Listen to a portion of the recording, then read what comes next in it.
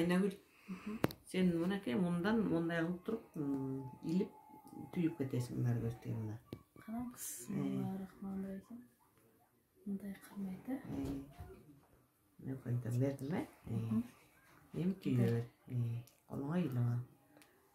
Саламатсыздарбы, урматтуу кыргыз элим.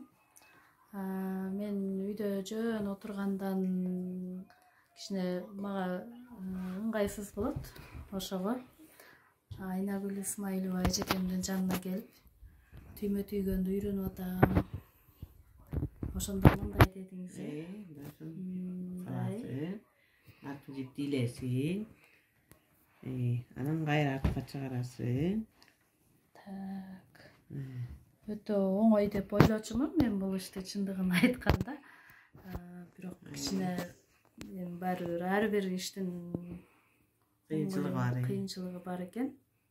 Зато үйрөнүп калдың. Кайра артка кетесиң ошондо. Эми начактан чыгар саласың көзгөчтөй. Биринчи үйрөнүшүм бул. Дагы ойлогула, эмнеге, кандайча деп.